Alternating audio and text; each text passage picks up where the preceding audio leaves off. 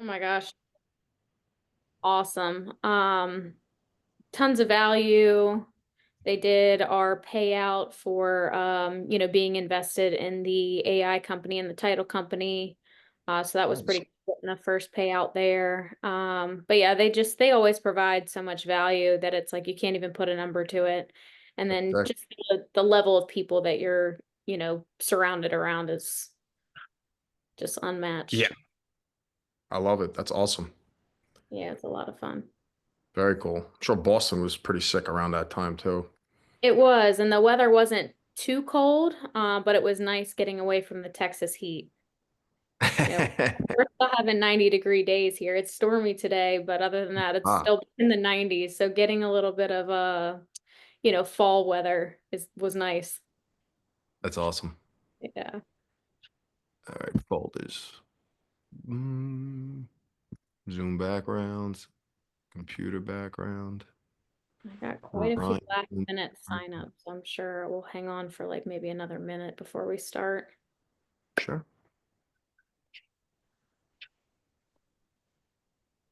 It's supposed to face me when I'm looking at it, Judah. You're talking about in the it'll be If I'm reversed when I'm looking at when you're looking at it from your side, it'll be reversed. So everybody else will okay. see it. It'll be straight. When I'm pulling it up as a JPEG, it should be normal. Let me see if this works. Hold on. There we go. Yeah, Russell, I think yours is, you need to flip yours. Okay, so the wrong way. Okay.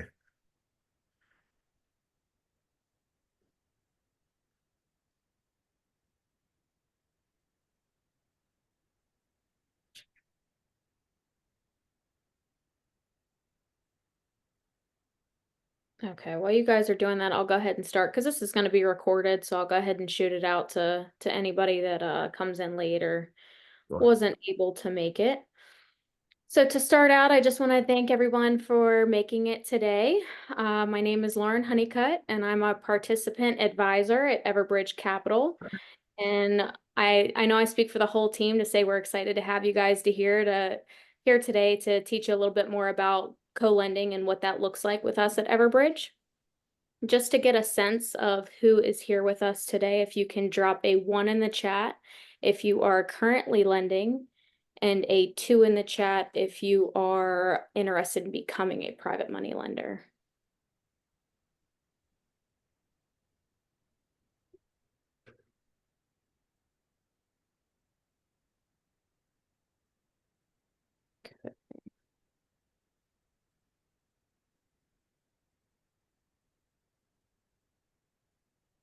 Not sure. I've got Alex Angus on here. I'm not sure iPhone 12. I'm not sure who that is.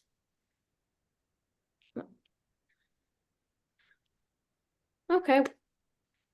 Something. Okay, Alex. Very cool. Well, thank you. We're glad to have you on here today.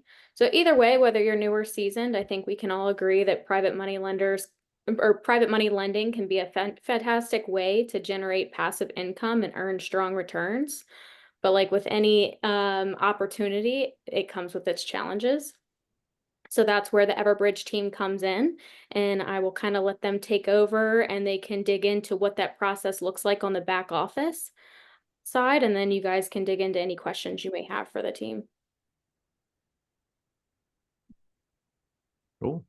Yeah, so I'll touch on that a little bit in regards to expounding on what Lauren mentioned. So at Everbridge, we act as what's called the lead lender, right? So we are responsible for doing all of the heavy lifting, right? Finding the deal, vetting the borrower, underwriting the deal, basically doing everything from soup to nuts in regard to the transaction itself. Okay. And then what we do and what we work with other lenders in a co-lending capacity is they'll come in and they'll bring the capital for the deal itself, right? And they'll monetize the loan that we originate.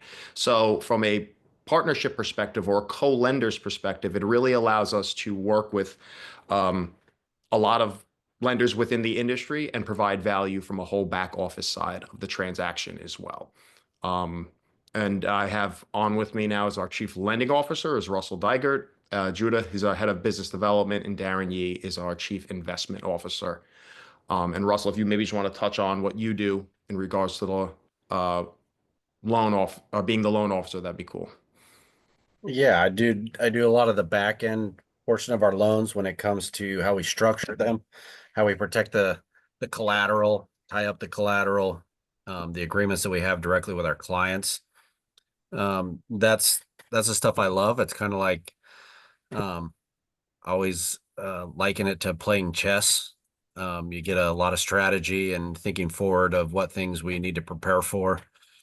99% of the time, I spend my time preparing for the things that happen 1% of the time, making sure that in the rare cases that things go wrong, that they don't turn out the way we hope they do, or suspect that they will, that we're ready. We're ready to protect the principal and maximize profit the best we can throughout those scenarios. A lot of that comes from experience of being in the lending space in different capacities for the last decade. It's my passion. It's what I really like doing, and spending the time in the backside of building that strategy and coming up with the best way to protect ourselves, serve our clients, and also protect all the co-lenders that are involved on the deals with us is something I thoroughly enjoy doing.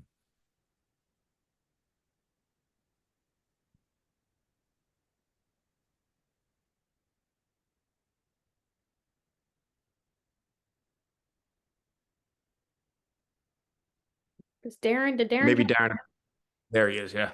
There he is. Okay. I'll go next. Hey, Sorry. I didn't know if that was my cue to go on or not. You can tell we're very scripted in what we do. So thanks to everyone for joining. My name is Darren Yee. I am the Chief Investment Officer here at Everbridge. My main job is really, as deals kind of come through, to kind of underwrite them from head to toe. So my main job is to review everything that might be associated with the loan, right? So I have to underwrite who the borrower is. I have to underwrite who the sellers are. The borrower is usually the buyer of the business, right? I underwrite all the financials, right? And so my job really is a spreadsheet job of really looking at all the numbers and the details of what the opportunities are for us and how well that business performs, as well as how well can a borrower perform, and ability when we loan our capital, right? So kind of a situation. So my job is really just to understand the risks and the mitigations that we can provide in each structure that we do. And I write pretty much, everything I do is really just numbers and spreadsheets, to be honest, right? It's just understanding everything about that business. And that's really my job. I talked to him. And then Judah is kind of like my counterpart. So I don't know if Judah wants to hop in and just do a short intro of himself. Yeah, absolutely. So I'm kind of our first line of defense. I get to look at stuff before it actually ever makes it to these guys. So I'm the one that gets to review the businesses and take a first peek at them and decide if it's a direction that we want to head. So that's basically, the gist of what I get to do. I get to look at basically any business that comes through and decide, is it something, that we want to take down and kind of review. So that's really the gist of what I do. I work a lot with people that are bringing us opportunities, whether they're co-lenders or they're people that are wanting to acquire these businesses. Gives me a chance to meet with them, introduce our team, and get a feel for who these people are when we review these businesses as well. So pretty simple and straightforward though. And yeah, Lauren, I'll let you take it. Cool. Thank you. Thank you. So I think my biggest thing that I always like to share with people is this is such an awesome opportunity that we offer, that we have people coming in on both ends. So they're the borrower and the lender. So they get to kind of double down, and that's how much people believe in us, believe in the team that you guys have going and everything behind it. So that's probably one of my favorite facts to share with people that are interested in joining us in the co-lending opportunity. is there anyone that has any questions? Maybe want us to dig deeper into anything that was mentioned? You can either type in the chat or unmute yourself.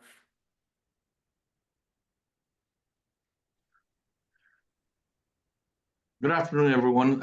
I'm Daniel Trevino, and I apologize being late here. I was just on a call and I was trying to get to you guys. And I apologize for missing obviously the first half of y'all's webinar, or part of it here.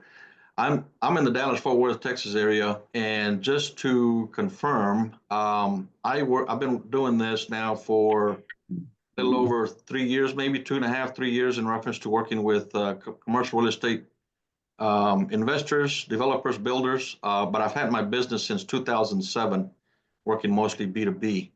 I am not a direct lender. However, I do have partnerships, brokerages, we're a brokerage company, but we do have partnerships with a lot of direct lenders out there.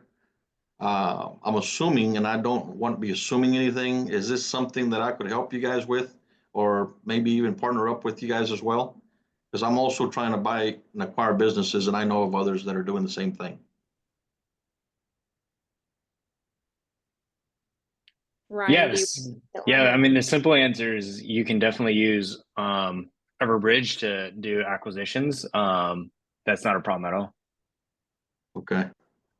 Thank you, And then Dan. from a co-lending perspective, Russell, you maybe want to touch upon, he's essentially saying he's a broker and he works with a lot of direct lenders. If that's something feasible, we could integrate into our process from a co-lending perspective, or do we need to work with the direct lenders? Yeah, so some direct lenders will lend in a participation capacity. Some do, some don't.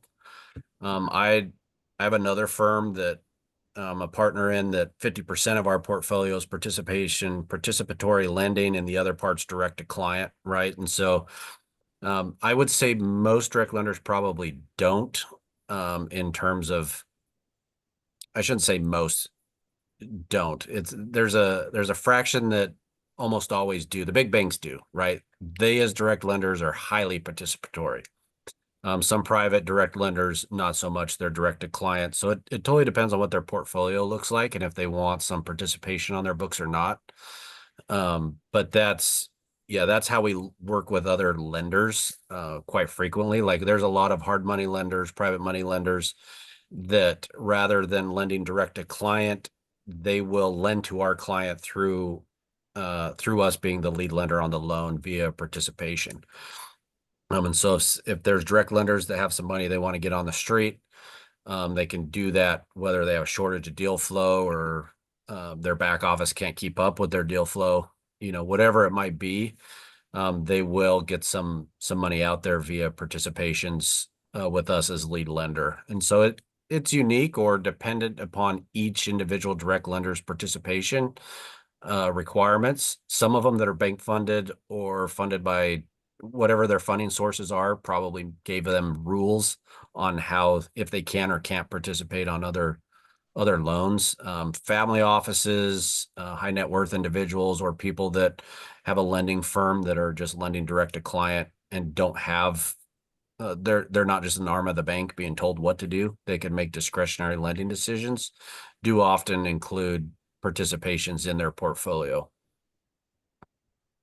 Understood. Thank you. That was a great question, Daniel. Thank you. Let's see, Jim, do you have any questions, or JB, Alex, anything that we can address that maybe we haven't addressed yet? Nothing from me right now. Thank you. Thanks for joining. Good to see you all. Jim, good to see you, or at least hear from you. Here, I'll turn my camera on. There you go. Now you can see me.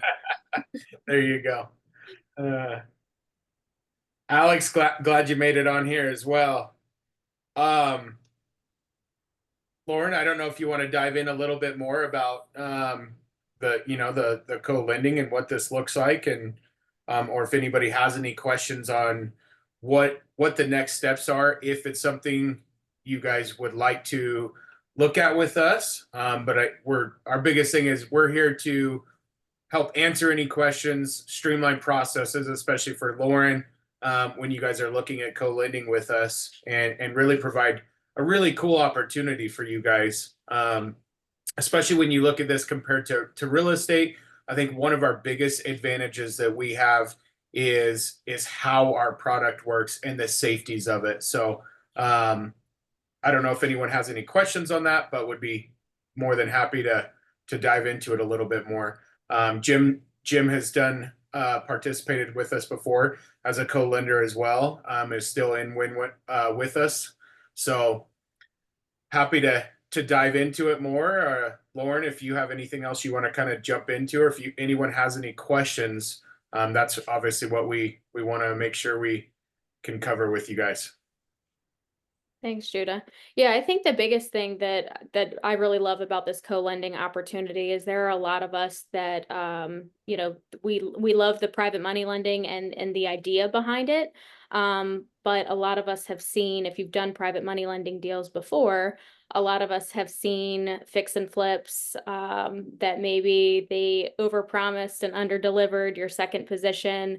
The appraiser wasn't accurate, or maybe the market, you know, went down, or contractors didn't show up and do things on time. Like, you know, that's a very common mistake that happens. And then you end up in the deal a lot longer. And then being second position, you also, you know, you're bottom of the totem pole when it comes to getting your payout. So my favorite thing about Everbridge is you're always first position, and Darren does a really great job at underwriting and just making sure that there's a white glove taken to that whole process of making sure that the businesses really are clear and free. You know, and to add to that, Lauren, you touched on it a little bit. So we like to classify ourselves as exit-based, transactional exit-based lenders. And as Lauren mentioned, there's a lot of times that people will get into an acquisition or lend on an acquisition for that matter. And the exit is all theoretical, right? They're going to flip it or they're going to refinance down the line. And there's always some type of, you know, volatility leading up to that, right? So when we say we're exit based, our loans and our deals are underwritten with the SBA exiting our loan in mind. And we get pre-approval letters from our preferred non-bank SBA lenders to make sure that the exit is real and quantified. So our exit is real even before we issue our bridge. And that's largely in part to what Darren does. He does a lot of his underwriting to mirror the SBA and works very closely with the SBA lender, analyzing all of our acquisitions. So the loan itself is very short term. It's very easy to understand operational risk that happens in the short term. As Lauren mentioned, it's senior secured, and the exit is already accounted for and built into the transaction. So there's a lot of security in what we do. And because we offer our borrowers up to 100% of the financing, there's an abundance of deals. And because we're filling that market gap, we can pay out equity-like returns, which is another reason our co-lenders love participating with us, because we're in a credit risk type of scenario. But being able to pay out equity-like returns. So there's a lot of advantageous value to our strategy and working with co-lenders in order to provide and fill this market gap. Thank you, Ryan. Art, I see that you joined. Thanks for joining. So we've kind of tapped into a lot of what the co-lending looks like. We appreciate you taking the time to jump in. Can you tell us a little bit about, are you private money lending at the moment? Are you interested?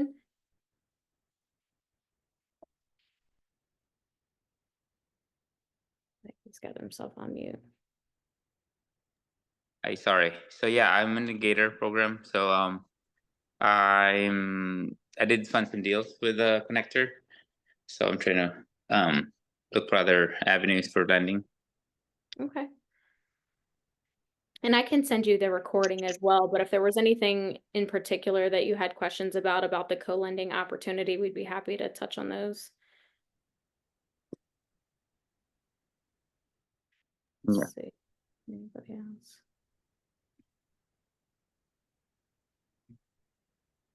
Okay, well, I mean, I think that kind of covers Ryan, Darren, Lil, Judah. Was there anything else you wanted to share? I feel like that kind of touched on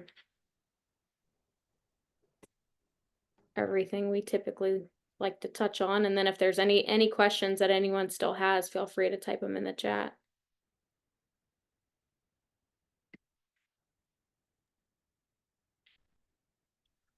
If I may ask this while we're waiting on other questions here, just to confirm in reference to what you guys are, what you offer and so forth, is it safe to say that I looked at your website obviously earlier, and so you guys, let's say that you work with the SBA, and so you have lenders that are SBA, I guess compliant, however you want to call that.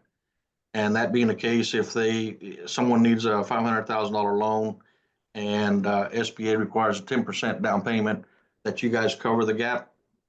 You guys cover that 10%? Is that how it works with you guys in reference to partnering up with the SBA and creating that 100% financing?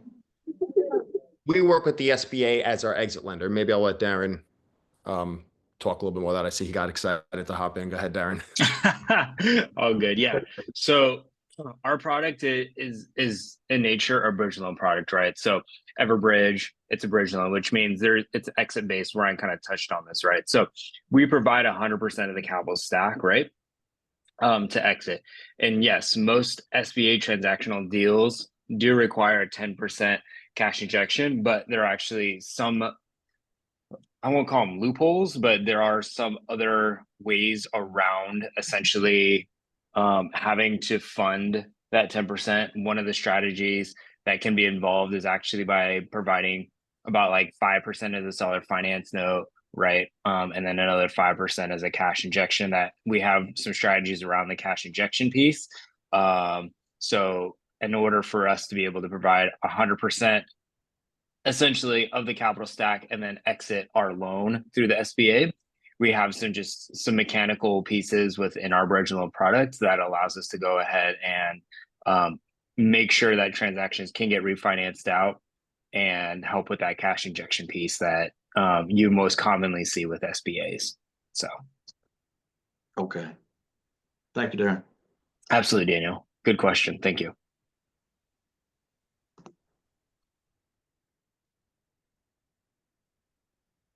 Brian, was there anything else that you wanted to share? Or Judah, Russell? I feel like That pretty much covers the nature of our product and what we do in a nutshell. Yeah, again, it's a very unique, incredible opportunity. The transfer of wealth, I'm sure everyone's heard it, soundbite here or there, but it is absolutely real. And our thesis for this product, and we derive a lot of what we do based on, there's not enough liquidity to fill that gap, right? A lot of these deals are going unsold, or there's not enough reliable financing in place, or even the SBA on the acquisition side is a nightmare for a lot of borrowers. So we really facilitated bringing in that necessary liquidity to facilitate this market gap, and then set our borrowers up for long-term success when they transfer into the SBA loan. So our product is very scalable, very efficient. And again, that's what allows us to kind of produce these returns for our co-lenders, because we're solving a gap in the market for our borrowers. So yeah, we're just really excited to continue on this path and bring this opportunity to a lot of people. Thank you. Yeah, it really is one of a kind as far as the opportunity that it provides to the co-lenders. The opportunities that I've seen within real estate are all great, but I haven't seen one that has the security like this one does, and the back office processes that you guys go through is really unmatched. So, and then just having that headache, stress-free side, you have a lot of private money lenders that want to scale, but they don't have the ability to, to hire the back office team. So I think that that's where you guys really bring in that value. Yeah, absolutely. That's a great way to look at it. A lot of private money lending scenarios they go from passive to completely active, right? Because things go south, or they don't have the appropriate things in place, or the paperwork, or they miss something on before they allocated. So that's what we really do. It's almost as if like you're partnering with us, and all of a sudden now we're your team, right? Which is pretty cool. I mean, Darren has 15 plus years in private equity, so from the acquisition side, it's absolutely incredible. And Russell is 10 years deep into the credit markets, which is becoming the most popular asset class because a lot of people, especially entrepreneurs, are now moving away from traditional type financing and seeking these private sources of capital to get transactions done. So we're again just very excited and ready to work. Absolutely. Well, I will shoot out this Question for you recording. guys. Oh, is there anybody? That was Someone's. me, Oh, Alex Angus. hey, Alex. Hey, so I know that you guys do SBA underwriting. So with that comes, does it also include business acquisitions or business purchases? Like, if there's any opportunities to fund businesses, is that something you guys do as well, or is it really just real estate? No, it's all businesses. Strictly Our business. primary acquisition strategy, we are all the 99% of our borrowers are purchasing businesses. Okay, perfect. Okay, and is there opportunities to bring it to you, or is this one really just to kind of like raise capital at this point? Absolutely, there's an opportunity. So typically, if you have a deal, maybe I'll let Judah, he'd be your first stop. Judah, maybe you want to walk through quickly your process of what it looks like working with borrowers. Yeah, it's absolutely an opportunity for that. Yeah. So Alex, I think you and I have connected on Facebook a few times, but yeah, if you have, so that's again going back to what Ryan said, is that's our primary focus. So we want to be able to provide the liquidity to these businesses to bring that capital stack to streamline the process for people that are wanting to buy businesses. That is why we're strictly focused on this, because once it, you bring an opportunity to us, I will basically, I'll shoot you an email with a financial checklist of, hey, these are the things that we need in order us to review this business. I'll give it a run through, review it, and then it goes to Darren to look at from there. And kind of the step-by-step process, and that's what makes our product so unique, is once it goes to Darren, we're hand-holding that opportunity basically for the planned exit with the SBA. And that's why we're pretty much set on business right now for acquisitions. So if you do have opportunities, you want to bring them to us, whether it's for you or you have somebody that's interested, you can shoot them over to me. You can shoot me a message on Facebook, and I can email you our financial checklist for you. But it's pretty streamlined. Once you get that checklist sent over to me, everything else is pretty straightforward. So Okay, awesome. Thank you for that. You might get something from me soon. cool. Yeah, Alex, I would highly recommend using their team. My other partner and I are actually utilizing Everbridge right now to go through a FedEx route acquisition. So, and I'm also in Gator. So it's cool how we all kind of can work together. Okay, awesome.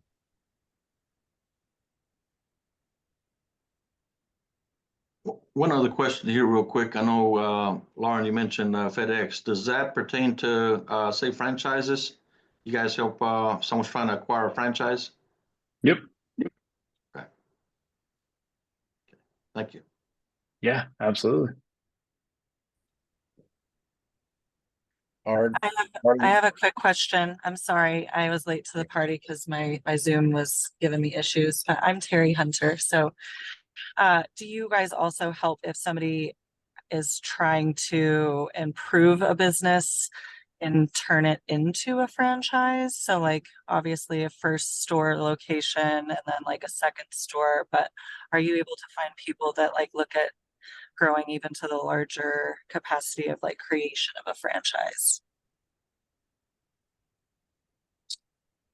We do not have anything to that caliber where we would be able to advise on how to branch out into a franchise. I think there's a couple pieces that you would honestly need. One would be a legal counsel that would help guide you truthfully on what you would need to do in a franchise. Franchises have a lot of legalities to them. And, there's different disclosure docs and so forth that franchisors need to provide to all franchisees. I would say it's not the easiest process to go through to become a franchisor.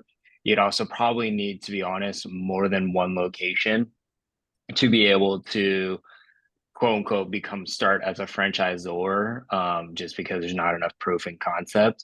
So I would say this individual that you're looking for, they probably want to scale at least to 2 or 3 locations before they really even consider a franchise situation. Because right now at one location, it might be making money as one location, but it doesn't mean that it's a scalable model. And really, when you're looking at a franchise, like, it has to be a scalable model. And if they haven't scaled it beyond one location, then the opportunity to become an actual franchise is really not there, because you have to take it from the perspective of, if I was a franchisee coming to you and wanting to buy into the franchise and you had only one location, there's literally no proof that that concept actually works, right? Your financial documentation, right, is only solely based on one location. All the data provided is solely based on one location, right? So if you as a franchisor fail, right, because your model only works on one location, you're essentially going to be held liable, right? Because as a franchisor, you're disclosing specific things that you can do and perform on.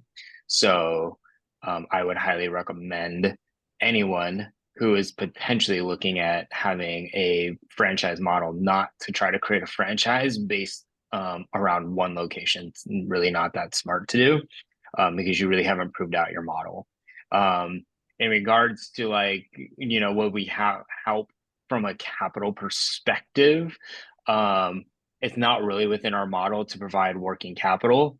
If you really wanted to grow and scale, I would probably tell you, like, provide a line of credit, do it the old school way. People go get HELOCs against their their properties and stuff like that.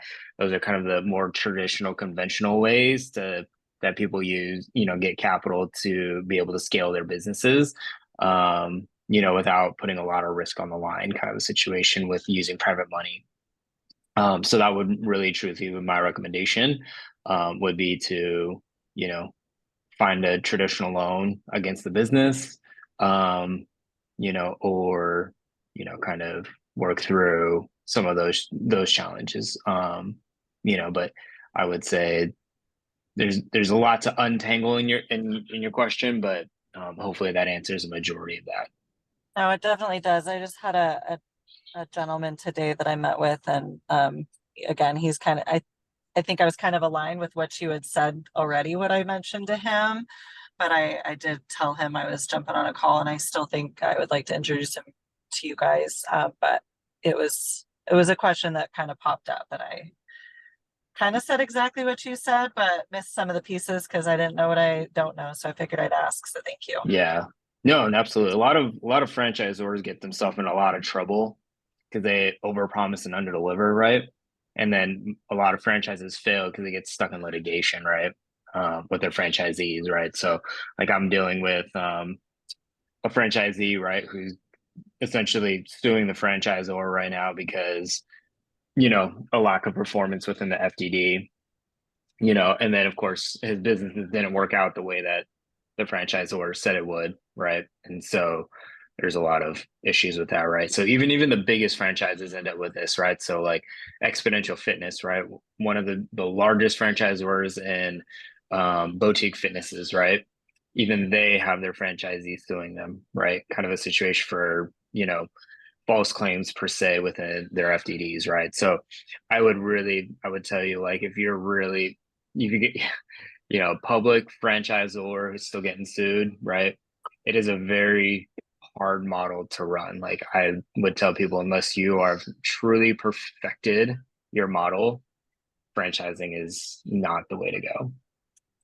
Yeah, I'm a franchisee, Yeah. and it definitely,